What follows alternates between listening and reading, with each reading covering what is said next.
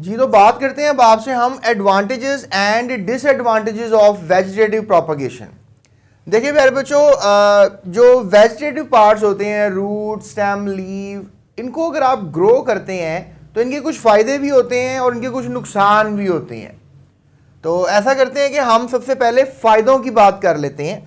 Let's say that कि अगर आपके साथ जो पौधे हैं आपके पास, उनसे वेजिटेटिव प्रोपगेशन आप करवा रहे हैं, तो याद रखिएगा जितने भी पौधे होंगे आपको सेम टेस्ट के मिलेंगे। जैसे फॉर एग्जांपल आलू अंडरग्राउंड स्टेम है, आपने ये आलू जो हैं वेजिटेटिवली प्रोपगेट करवाए, अब आपको पोटैटोज नए मिलेंगे, इनकी नई नस्ल मिलेगी। और अगर ये मीठे थे, ये स्वीट थे, तो फिर स्वीट आलू को अच्छा नहीं समझा जाता, तो आगे जो आलू आपको मिलेंगे वो सारे के सारे स्वीट होंगे। और अगर आपके पास सारे के सारे फीके आलू थे, ठीक है, तो फिर आगे से जो प्रोपगेट होंगे वो सारे के सारे क्या होंगे, फीके आलू होंगे। तो ये फ़ायदा होता है कि आपको पता लग जाता है कि अच्छी चीज़ को प्रोपगेट कैसे करवाना है। तो आप अच्छी चीज़ पकड़ते हो, मतलब अच्छी स्टेम पकड़ते हो, अच्छी रूट पकड़ते हो और उसको ही प्रोपगेट करवा लेते हो। तो आप इस बात से अश्योर होते हो कि भाई जो आगे चीज़ प्रोड्यूस होगी वो जो है एक अच्छी चीज़ प्रोड्यूस होगी। सो ऑफस्प्रिंग्स आर जेनेटिकली आइडेंटिकल। ये आप कह सकते हो कि इनके जो अंदर जीन्स हैं दोनों के टोटली क्या रहेंगे, सेम रहेंगे, जेनेटिकली आइडेंटिकल होंगे, और जो बेनिफिशियल करेक्टर्स होंगे वही प्रिजर्व हो जाएंगे। यानी कि जो फीके आलू हैं वही जो है क्या होंगे, अगली जनरेशन में आपको मिलेंगे। सो या यू कैन से दैट कि अगर आप गुलाबों की वेजिटेटिव प्रोपगेशन करवा रहे हो तो अच्छी क्वालिटी के जो गुलाब हैं वही आपको रोजेज जो हैं वो अगली नस्ल में भी मिलेंगे। और इसके अलावा ये आपको एक और एडवांटेज ये होगा कि कोई पोलिनेशन जो है वो रिक्वायर्ड नहीं है आपको। यानी कि आपको पता है कि पौधा एक प्रॉपर प्रोसेस से गुजरता है, पोलिनेशन होती है, सीड ग्रो करता है, फिर जाकर एक पौधा आपको मिलता है। लेकिन आपको यहाँ पे प्रोपगेशन के अंदर क्या फ़ायदा होगा कि पोलिनेशन चाहिए नहीं होगी, क्योंकि आपने एक रूट स्टेम को जो है वो लगाना है और उसी से एक नया छोटा प्लांटलेट निकलेगा और वो पूरा पौधा बन जाएगा। तो दैट मेक्स एन आइडिया कि उसमें कोई पोलिनेशन तो रिक्वायर्ड ही नहीं है। सो ये भी एक एडवांटेज हो गया कि आपका टाइम बच रहा है, पोलिनेशन नहीं होगी, सीड से पौधा प्लांटलेट नहीं बनेगा।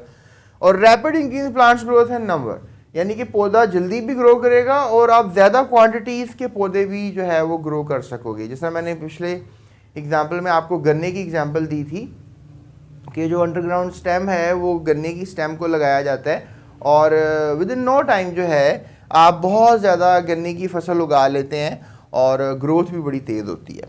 उसके बाद प्यारे बच्चों, ऑर्गन्स को जो है vegetative propagation enable many plants to pass over unfavourable conditions, क्योंकि आपने अब ऑर्गन लगाया, स्टेम लगाया, रूट लगाया, लीफ लगाया, तो ये ऑर्गन्स हैं। अब ये ऑर्गन्स बने बनाए हैं तो जल्दी से आपके प्लांट्स को प्रोपगेट करवाएंगे। लेकिन आपको पता है कि जो एक छोटा सा बीज होगा उसमें प्लांटलेट बनेगा, फिर उस बच्चे थोड़ा सा बड़ा होगा बच्चा, उसकी रूट्स निकलेंगी। हम रूट्स को रेडिकल्स कहते हैं, ठीक है, जब वो बहुत छोटी होती हैं, और प्लोम्यूल स्टेम को कहते हैं। तो रेडिकल और प्लोम्यूल निकलते हैं, याद रखिएगा, सीड से पहले रेडिकल निकलते हैं, प्लोम्यूल। तो ये भी डेवलप ऑर्गन्स नहीं है प्यारे बच्चों। तो सिनेरियो क्या होगा कि फिर कुछ अरसे बाद यू कैन से दैट कि वो जो रेडिकल है वो रूट्स बनेगा, ऑर्गन बन जाएगा, और जो प्लोम्यूल है वो स्टेम बनेगा। फिर आपको पता है कि ऑर्गन्स पत्ते भी निकलेंगे इसमें से, स्टेम में से बाद में बाहर। तो ये तो बड़ा टाइम लेती है ना चीज़ें, तो आप इनसे बच जाएंगे। कैसे बच जाएंगे? क्योंकि ऑर्गन्स बने बनाए मिलेंगे और जल्दी से उसमें से प्लांटलेट निकलेगा और अपने ऑर्गन्स बनाएगा। तो दैट मेक्स एन आइडिया कि बड़ा फास्ट प्रोसेस है। तो ये भी एक एडवांटेज हुआ। उसके बाद seedless fruits can only B grown by vegetative propagation. तो वेजिटेटिव प्रोपगेशन ही एक ऐसा तरीका है जिससे आप सीडलेस ग्रेप्स या कोई डिफरेंट फ्रूट्स वगैरह जो हैं ये उगा सकते हैं। Otherwise there is no chance कि आप सीडलेस फ्रूट्स उगाएं, क्योंकि देखें प्रॉपर प्रोसेस से तो सीड बनेगा ना, फ्रूट के अंदर सीड आएगा क्योंकि नस्ल तो बढ़ाई जानी है। लेकिन वेजिटेटिव प्रोपगेशन में आप हो सकता है, ये पॉसिबल है कि सीड्स के बगैर ही फ्रूट्स प्रोड्यूस कर लें, क्योंकि उसमें पॉलिनेशन का अमल हुआ नहीं। दैट्स वाई सीडलेस फ्रूट्स भी आपको मिल सकते हैं। तो ये कुछ पॉइंट्स थे जिसमें मैंने पहले आपको बताया कि जेनेटिकली आइडेंटिकल जानदार आप हासिल करेंगे, पॉलिनेशन के बगैर प्रोसेस हो जाएगा, ग्रोथ बड़ी तेज़ होगी, नंबर बहुत ज़्यादा इंक्रीज़ करेगा। इसके अलावा आप कह लो कि अनफेवरेबल कंडीशंस से गुजर चुका होता है ये पौधा, जो ऑर्गन वगैरह आप लगाते हैं रूट या स्टेम, तो बड़ा इजी होता है उसको ग्रो करना। उसके अलावा आपको सीडलेस फ्रूट्स मिलेंगे। सो 1 2 3 4 5 एडवांटेजेस मैंने आपको बताई हैं। ये as a long question board में पूछा जा सकता है, as a short question board में पूछा जा सकता है, तो लिहाजा आपने इसको तैयार करना है। एंड आई होप कि इस लेक्चर से आपको फ़ायदा हो गया है अबाउट दी एडवांटेजेस। अब चलते हैं डिसएडवांटेजेस की तरफ। तो प्यारे बच्चों, डिसएडवांटेज में इतनी ज़्यादा डिसएडवांटेजेस तो कोई नहीं है, लेकिन एक जो मैंने आपको एडवांटेज बताई थी ना कि जेनेटिकली वेरिएशन नहीं आता और आप कह लो कि सेम मतलब टेस्ट के जो हैं वो आगे स्पीशी बन जाती है या सेम जेनेटिक्स की स्पीशी बन जाती है, तो यही डिसएडवांटेज भी है कि जो जेनेटिक वेरिएशन नहीं आता। देखें, कुदरत को ये पसंद नहीं है। कुदरत चाहती है कि जितने भी जानदार हों सब जेनेटिकली वेरिएंट हों, सारे जेनेटिकली डिफरेंट हों। ये हमारा निज़ाम कुदरत है।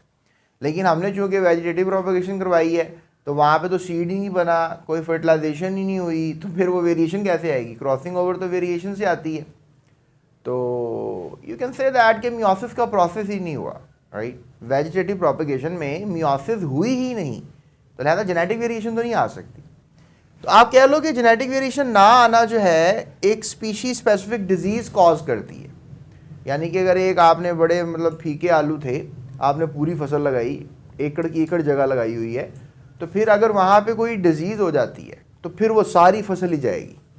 क्योंकि जेनेटिकली अगर वेरिएंट्स आलू होते तो फिर हो सकता था कुछ आलूओं को खा लेती वो बीमारी और कुछ आलूओं को छोड़ देती, तो आपका इतना नुकसान ना होता। चूँकि सब जितने भी आलू थे वो सबका जेनेटिक मेकअप ही एक जैसा था, तो जो मतलब कीड़ों को या कोई भी ऐसा जो जानदार है जिसने अटैक किया उसको वो पसंद आ रहे हैं, तो वो उसको सिर्फ एक पौधा तो पसंद नहीं आएगा, वो अपनी नस्ल बढ़ाता जाएगा और पूरा का पूरा आपका खेत डिस्ट्रॉय कर जाएगा। That is called specific disease. ठीक है, ये स्पेसिफिक के स्पेलिंग आप सही कर लें, स्पेसिफिक। तो ये स्पेसिफिक डिजीज़ में attack and can result in the destruction of entire crop. वो जरा गन्ने की फसल अभी उगा रहे थे हम, तो अच्छा और मोटा गन्ना है और जूसी गन्ना है, तो वो अगर एक डिस्ट्रक्ट हो रहा है पौधा तो उसके साथ फिर उसकी आपको पता है कीड़ों की बढ़ोतरी होती है। ये जो आप परवाने देखते हैं ये अमूमन इन्हीं की गन्नों में ही ग्रो करते हैं, तो इनकी नस्ल बहुत ज़्यादा हो सकती है अगर इनको पसंद आए थे जूसेस। याद रखिएगा, परवाने जूस पीते हैं, they are basically nectar suckers. तो इस तरह फिर आपकी गन्ने की फसल तबाह हो सकती है। So you can say that कि ये है डिसएडवांटेज ऑफ वेजिटेटिव प्रोपगेशन, ये एक ही है। एंड आई होप कि आप इसको याद रखेंगे। आपको बोर्ड में एक शॉर्ट क्वेश्चन आ सकता है इससे related, what is the disadvantage of vegetative propagation, तो आप ये कमेंट पास कर सकते हैं। उसके बाद चलते हैं हम आपसे कुछ नई टेक्निक्स की तरफ, मॉडर्न टेक्निक्स की तरफ जो एसेक्सुअल रिप्रोडक्शन मेथड करवाती हैं। और ये टेक्निक्स प्यारे बच्चों लैब्स में होती हैं, ये कोई नेचुरली नहीं है। टिश्यू कल्चरिंग और माइक्रो प्रोपगेशन जो है हमने सीख ली हैं। तो टिश्यू कल्चरिंग और माइक्रो प्रोपगेशन आखिर कैसे की जाती है ये आज की हम इस वीडियो में भी सीखेंगे। सो चलते हैं टिश्यू कल्चरिंग की तरफ और माइक्रो प्रोपगेशन की तरफ।